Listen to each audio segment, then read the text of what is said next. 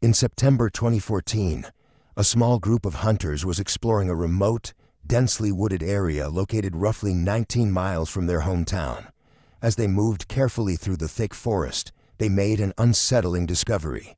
Hidden deep within a cluster of dense bushes, partially obscured by heavy foliage, lay an unusually placed large bucket. Intrigued, yet wary, the hunters decided to investigate further. As he looked inside, a sense of dread immediately overcame him. To his shock and horror, he realized that the bucket contained gruesome and horrifying evidence. The chilling contents left the group deeply shaken, prompting them to immediately contact the authorities for assistance. Law enforcement officers responded promptly, quickly securing and preserving the scene for a thorough investigation. Specialists meticulously recovered the evidence and transported them for detailed forensic examination. After extensive analysis, including comparisons with dental records, forensic experts conclusively identified the victim as Holly Bobo. Dear viewers, please don't forget to like, leave a comment under the video, and subscribe to the channel so as not to miss new videos. This is very important to us. In this documentary, we will explore the true crime story of Holly Lynn Bobo, who was born on October 12, 1990, in a quaint, serene American town named Darden, Tennessee. This charming place, nestled in the heart of Tennessee's countryside, had a tranquil atmosphere and was home to just a few hundred residents who cherished their close-knit community and slow-paced lifestyle.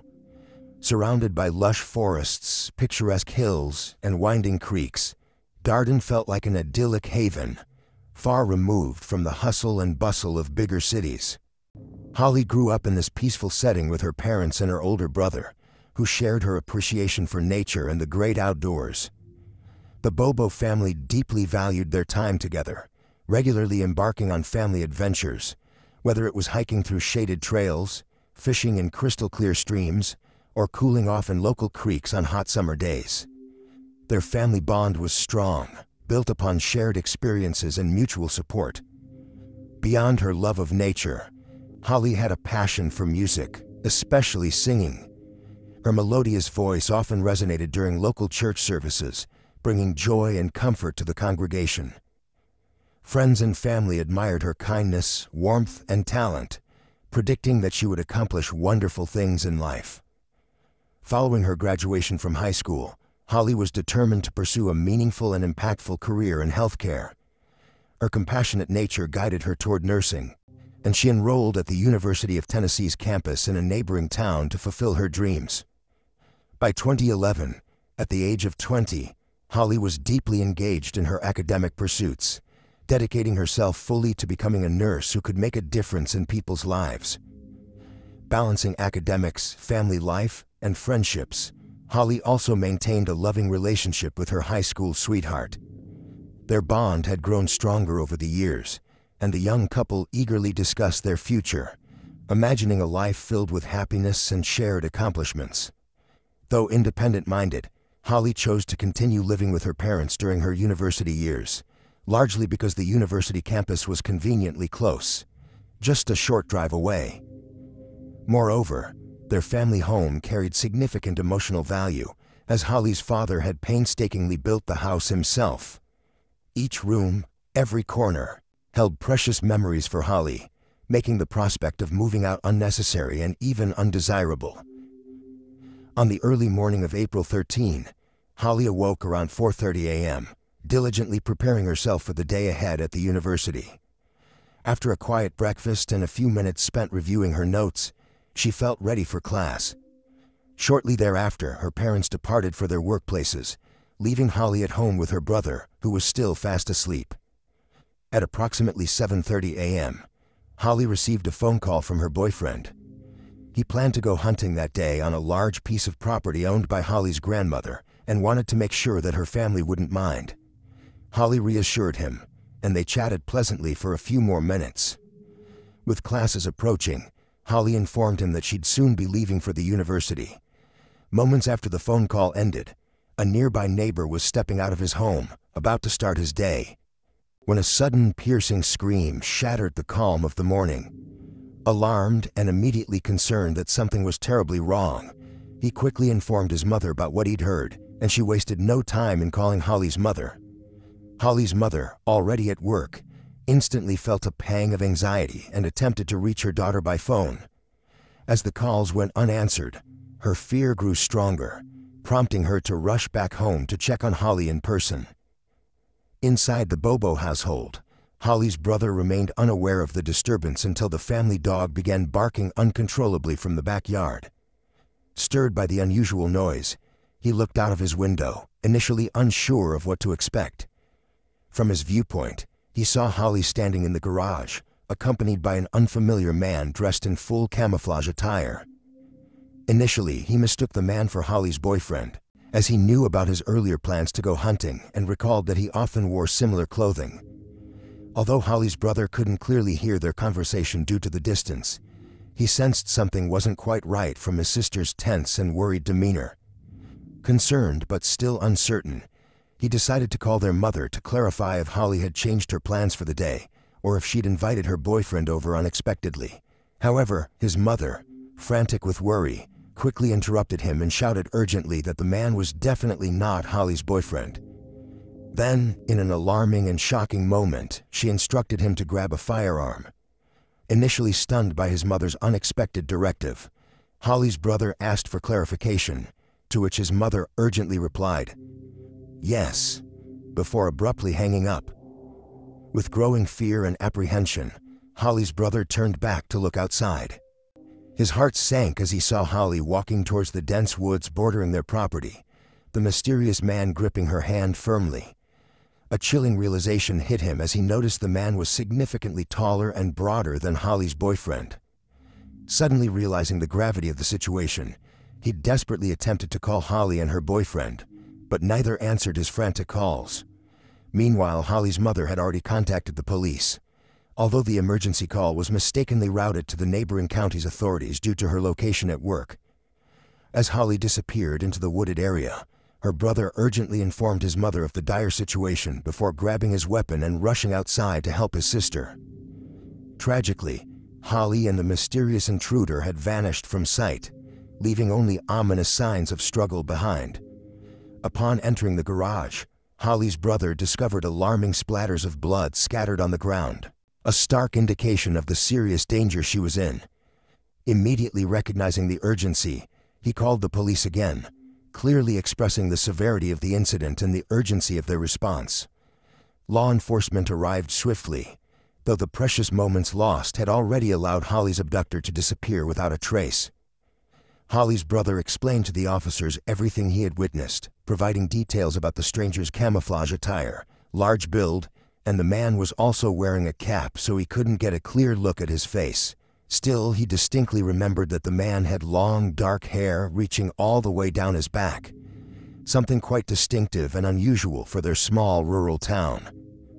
He also clearly recalled that while he couldn't make out exactly what Holly and the mysterious man were discussing, he could discern that the stranger had a deep, resonant voice, one that seemed calm and authoritative.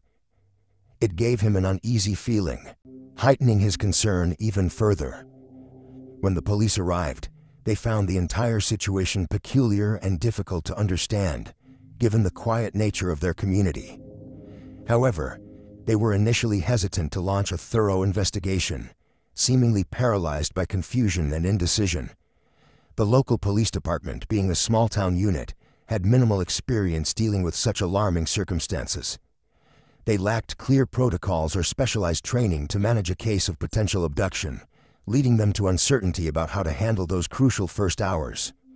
Surprisingly, they didn't take immediate action to search the dense woods around the Bobo family home, nor did they properly secure the residence or the garage, despite the disturbing signs they encountered. Alarmingly, officers didn't even promptly speak with neighbors who might have witnessed crucial details. By the time Holly's parents returned home, their anxiety quickly turned to desperation and frustration upon discovering that little real effort was being exerted by authorities to locate their daughter. Only after persistent and impassioned pleas from Holly's distraught family did officers reluctantly begin coordinating a comprehensive search of the wooded areas around their home. They eventually questioned neighbors and invited forensic teams to meticulously examine the blood evidence found in the garage.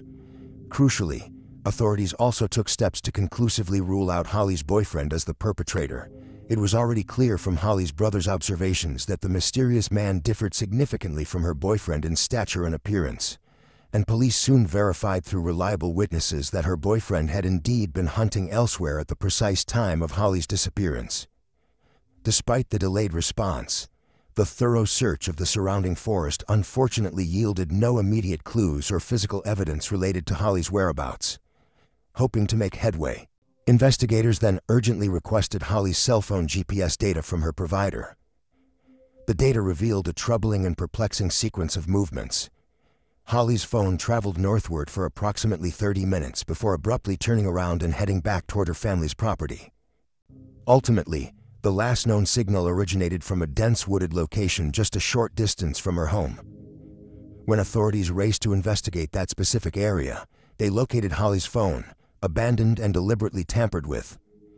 The SIM card had been carefully removed, preventing any further tracking.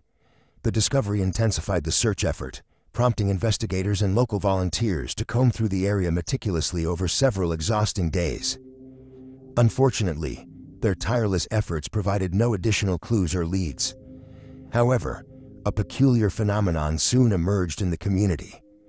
Residents around town began mysteriously discovering personal items belonging unmistakably to Holly, scattered randomly across public spaces. The first item was Holly's lunch container, inexplicably found abandoned on a street. Then someone uncovered a discarded receipt bearing her name. Shortly thereafter, another resident stumbled upon Holly's university identification card. This unsettling series of discoveries greatly perplexed the community and baffled investigators. Police debated whether Holly herself, in distress, might be leaving these items behind as some desperate plea for help or as markers for potential rescuers. Alternatively, they theorized that the individual responsible for Holly's disappearance was deliberately planting these items as part of a twisted psychological strategy, possibly to confuse authorities or generate fear among residents. With no substantial breakthroughs in locating Holly, police investigators eventually turned their attention toward known individuals with criminal histories residing in the vicinity. Their suspicions quickly focused on a man named Terry, a local resident known to authorities due to multiple previous assault charges. Investigators were startled when they discovered a disturbing pattern. All of Terry's prior victims bore striking resemblances to Holly, specifically in their youthful ages and physical appearance. Terry's physical stature also matched the description provided by Holly's brother, raising immediate suspicion. Driven by these compelling similarities, investigators secured a warrant to thoroughly search Terry's residence and property. However, despite extensive searches, no concrete evidence was discovered linking him directly to Holly's disappearance. Undeterred, authorities subsequently implemented a wiretap operation on Terry's phone, closely monitoring his calls and interactions for several weeks, hoping desperately for a revealing slip or admission. However, these efforts also disappointingly failed to produce any tangible connection to Holly. Authorities persisted, methodically expanding their inquiries to include additional potential suspects and systematically broadening their search radius. Each passing week saw increased volunteer participation from local residents, all driven by collective determination and concern. Unfortunately, even with such unprecedented community involvement, all search operations frustratingly led nowhere. Months passed with minimal progress, eventually prompting police to discontinue ground search operations. They shifted their primary investigative efforts solely towards interrogating suspects, examining alibis, and reviewing extensive case files. Despite sustained efforts, however, these strategies offered no new clarity or breakthroughs in Holly's heartbreaking case. Holly's family, deeply distressed and emotionally shattered, remained trapped in agonizing uncertainty. They felt immense anguish not knowing where Holly might be, her condition, or even if she was still alive. Their grief was compounded by mounting frustration with local authorities, believing fervently that the initial inadequate response from the police had critically diminished chances of finding Holly safely. The family's consistent demands for increased investigative rigor sadly fell short of generating meaningful progress. For nearly 3 long, agonizing years, Holly's tragic disappearance remained unresolved, leaving her community haunted by unanswered questions and painful uncertainty. But in March of 2014, an unexpected and pivotal development occurred.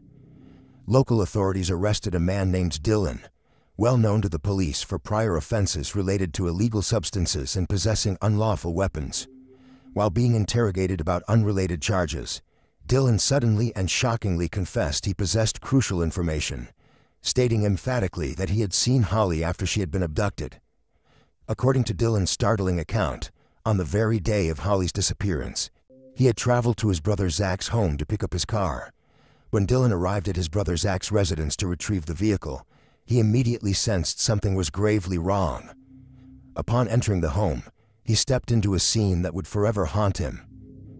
Standing in the living room, he saw several familiar faces: his brother Zach, another acquaintance, and shockingly Holly herself. Holly was seated rigidly in an old wooden chair, her posture tense, her eyes wide with unmistakable fear. Dylan later vividly described her frightened expression to investigators, recalling the palpable distress. As Dylan absorbed the shocking scene, his brother Zach allegedly broke the tense silence, casually and chillingly revealing to Dylan that he had kidnapped Holly earlier that morning. Dylan claimed Zach further admitted to having assaulted Holly in unspeakable ways, and disturbingly confessed he had recorded the assault on video. Horrified and disoriented by the sudden revelation, Dylan insisted that he did not participate in these atrocious acts. He maintained to authorities that, although he witnessed Holly alive after her abduction, he played absolutely no role in her subsequent murder. He adamantly emphasized his innocence, asserting that his involvement never went beyond the horrific moment of discovering Holly. Dylan also mentioned with chilling specificity that Holly had tragically lost her life shortly after the kidnapping took place, though he vehemently denied witnessing or aiding in her death. He repeatedly emphasized his lack of knowledge about the exact circumstances of her murder, highlighting his confusion and fear at the time. This explanation initially seemed plausible to investigators, but they remained skeptical, continuously pressing for further information. The police investigation took another unexpected twist shortly thereafter. Detectives promptly brought in Zach for questioning, but he firmly denied Dylan's account, maintaining a defiant stance throughout the interrogation. Another strange twist emerged when Jason, their mutual friend, was interrogated by authorities. He recounted going to Zach's home on the day of Holly's disappearance, stating he intended only to purchase illicit substances from Zach, having no prior knowledge or involvement in the heinous crime. Amidst this confusing array of contradictory testimonies, a new witness appeared unexpectedly. A woman approached authorities with a disturbing account of her own. She explained she previously had a relationship with a man named Jeffrey, who had once shown her a disturbing video depicting a violent assault on a young woman. Jeffrey had chillingly revealed to her that the victim in this disturbing recording was Holly Bobo, and the man perpetrating this heinous act was allegedly Zach. Jeffrey's revelation struck her as genuine, as he had specifically named Holly and described unsettling details of the crime, including explicit references to the involvement of Zach. Recognizing this as potentially crucial evidence, detectives swiftly acted upon her testimony. They arrested Jeffrey and another individual closely connected to him for questioning. Both vehemently denied any involvement in Holly's disappearance and claimed to have no knowledge of the video. Police quickly confronted Jeffrey with a recorded conversation between himself and the woman, where he explicitly acknowledged the existence of the video and its horrifying content. When presented with this undeniable evidence, Jeffrey began shifting his explanation, suggesting there had been a misunderstanding due to confusion arising from personal circumstances. He suggested his ex-wife was coincidentally also named Holly, claiming this might have caused confusion during their conversation. While these attempts to confirm Jeffrey's involvement were underway, detectives continued exploring alternative avenues to link their primary suspects conclusively. They diligently pursued leads, hoping to find tangible evidence or compelling testimony against Zach and those connected to him. In doing so, they uncovered another significant lead: a local resident named Shane, who had suspiciously frequent contact with Zach on the day Holly disappeared. Suspecting Shane might have assisted Zach, perhaps even in the grim aftermath of the crime, authorities promptly interrogated him. During his interrogation, Shane became increasingly anxious under intense questioning. Investigators speculated openly that Shane might have aided Zach in disposing of Holly's body, making him a critical figure in unraveling the case. Detectives sought to exploit Shane's apparent fear and discomfort, pressing him relentlessly for truthful answers. Although Shane initially resisted, he gradually provided valuable information. Nevertheless, he fell short of a complete confession or confirmation of his involvement, leaving detectives frustrated yet hopeful. Just when the investigation appeared stalled yet again, an unforeseen development reignited hope. In September 2014, a group of hunters traversing a remote forested area approximately 19 miles from Holly's family home stumbled upon a shocking discovery. Hidden deep within dense brush, they uncovered a large, oddly positioned bucket partially concealed beneath thick foliage. Curious and uneasy, one of the hunters cautiously approached the object. Upon closer inspection, he realized with horror that the bucket contained terrible evidence, immediately prompting them to contact authorities. Police responded swiftly, securing the scene and collecting the remains for forensic analysis. Through meticulous examination, dental records conclusively identified the victim as Holly Bobo. Tragically, the remains had been in the forest for approximately 3 years, severely limiting investigators' ability to gather detailed forensic evidence. Despite these obstacles, forensic specialists managed to uncover a chilling detail. The discovery of Holly's remains galvanized the entire community, reigniting a powerful collective desire for justice and closure. Detectives, recognizing the gravity and complexity of the situation, revisited their extensive notes and interrogations. Soon after, Jason unexpectedly emerged as a key witness willing to cooperate. Under pressure, Jason admitted to detectives that he had indeed been at Zach's residence on the day of Holly's abduction, not for casual reasons, but specifically to purchase illegal substances. His account provided another crucial puzzle piece in the grim narrative that investigators painstakingly assembled. According to Jason's vivid and disturbing account, Zach candidly confessed to abducting Holly, with his brother Dylan and their mutual friend Shane actively participating in the crime. Upon entering Zach's home, Jason found himself confronted by a scene he had never imagined witnessing. The chilling image instantly burned itself into Jason's memory, forever marking that tragic day. Zach, visibly agitated but determined, asked Jason directly for his assistance in disposing of the evidence, expressing urgency in removing any evidence that could link him to the crime. After a brief hesitation, Jason agreed, driven by a sense of fearful complicity and perhaps a misguided sense of loyalty. In a surreal haze, Jason described watching Shane methodically burning Holly's personal items, clothing, identification cards, and other personal effects, in a rusted metal barrel in the backyard. Thick black smoke filled the air, leaving a dark symbolic stain on the afternoon sky.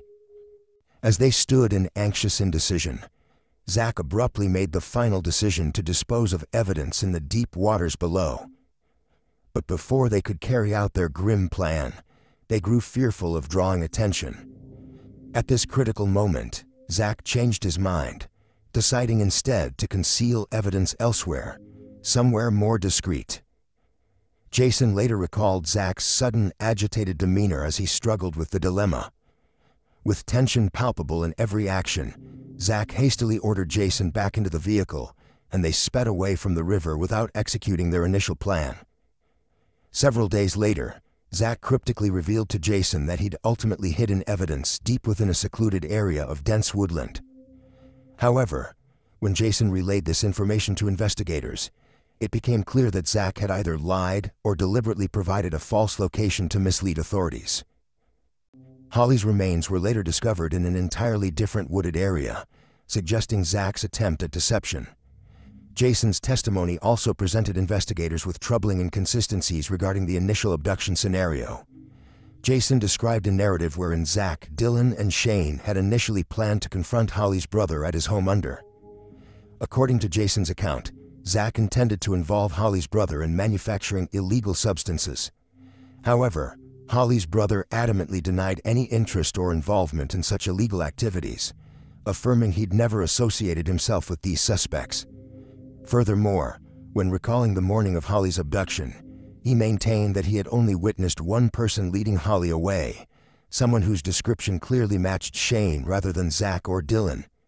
This critical discrepancy left detectives puzzled about the accuracy and reliability of Jason's version of events.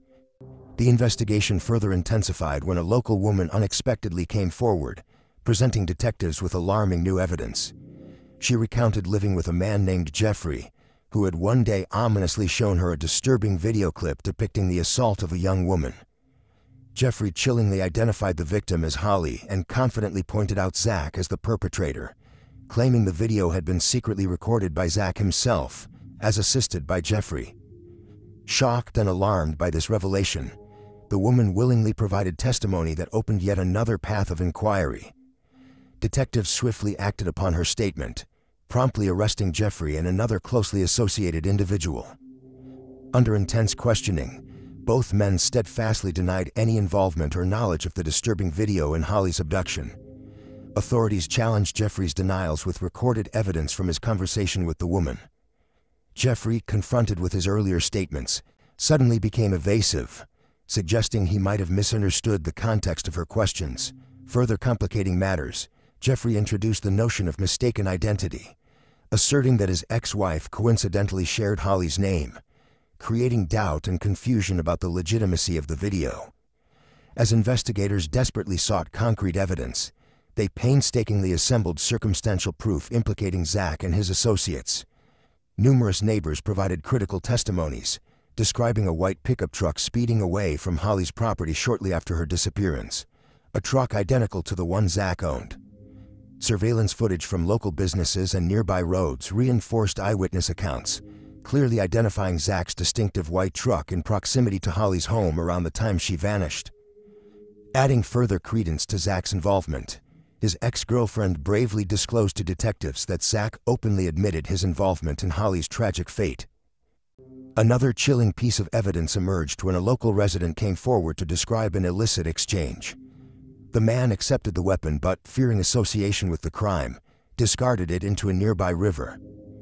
Authorities later successfully recovered the weapon, confirming its connection, although direct forensic links to Holly could not be definitively established. While detectives meticulously pieced together this convoluted web of deceit, another tragic twist abruptly impacted their investigation. Shane Austin, burdened by intense scrutiny and the overwhelming stress of potentially facing severe punishment, was discovered in a local hotel room. His attorney publicly criticized the investigation, accusing detectives of overly aggressive interrogation tactics, claiming that their pressure had directly led to Shane's tragic decision. Finally, the suspect's cases proceeded to individual trials, beginning prominently with Zachary Adams' trial in September 2017. 6 harrowing years after Holly's abduction. Facing intense public scrutiny, Zach pled not guilty. Despite his protestations, Jason Autry's dramatic courtroom testimony vividly recounted his own horrifying experiences on the day Holly disappeared, significantly influencing the proceedings. Faced with mounting evidence and powerful eyewitness accounts, Zachary Adams was ultimately convicted. Subsequently, Dylan Adams, recognizing the overwhelming evidence mounting against him, opted for a plea deal, admitting his partial involvement in the terrible events surrounding Holly's abduction and tragic death. By doing so, Dylan Adams hoped to avoid the full severity of punishment that a prolonged trial would have inevitably entailed. Though Dylan's plea deal did not explicitly require him to testify against his accomplices or provide specific details of the events, it effectively bound him to a narrative that the prosecution could present at trial.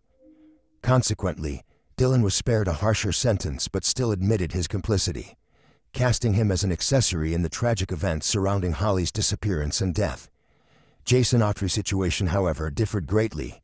His initial cooperation was vital to the prosecution's case, but troubling questions soon surfaced about the truthfulness and consistency of his statements. Jason Autry initially portrayed himself as a reluctant participant, forced into assisting Zachary Adams after the crime had already occurred. Due to his cooperation, he was initially given leniency, a lesser sentence in exchange for his crucial testimony. Despite the authorities' earlier reliance on Jason Autry's statements, his narrative raised troubling contradictions, fueling public skepticism and debate. The prosecution found itself facing critical scrutiny over the lack of solid forensic evidence directly connecting the accused men to Holly's tragic abduction and death. No fingerprints, DNA traces, fibers, or any other conclusive physical evidence linking Holly to Zachary Adams' car or residence were ever uncovered, despite exhaustive forensic examinations. This glaring absence of direct evidence formed the cornerstone of the defense's argument, leading many in the community to wonder about the reliability of the prosecution's entire narrative. Furthermore, the suspects' families passionately defended their innocence, claiming that investigators had aggressively constructed a false narrative, effectively coercing Dylan Adams and Jason Autry into giving unreliable testimonies under immense pressure. Dylan Adams and Jason Autry accounts notably conflicted, fueling further suspicion about the investigation's thoroughness and integrity. Dylan Adams consistently asserted he never participated directly in the abduction of Holly, maintaining his presence was purely coincidental. Contrarily, Jason implicated Dylan significantly, alleging active involvement, a contradiction that severely weakened the credibility of their testimonies. A significant inconsistency further complicated matter. Initially, Holly's brother had clearly described seeing a man leading Holly into the woods, a description distinctly fitting Shane Austin's appearance rather than Zach's or Dylan's. This discrepancy raised additional doubts about Jason's narrative. While Jason mentioned Zach, Dylan, and Shane collectively taking Holly away, Holly's brother steadfastly maintained his statement that only one individual, most closely resembling Shane Austin, had been with Holly. This discrepancy profoundly impacted public perception, causing widespread confusion about what truly happened. Ultimately, the trials proceeded under tremendous public pressure and intense media scrutiny. Zachary Adams was convicted and sentenced to life imprisonment without parole, plus additional sentences for kidnapping and assault, despite the largely circumstantial nature of the evidence. Dylan Adams was sentenced to 35 years in prison.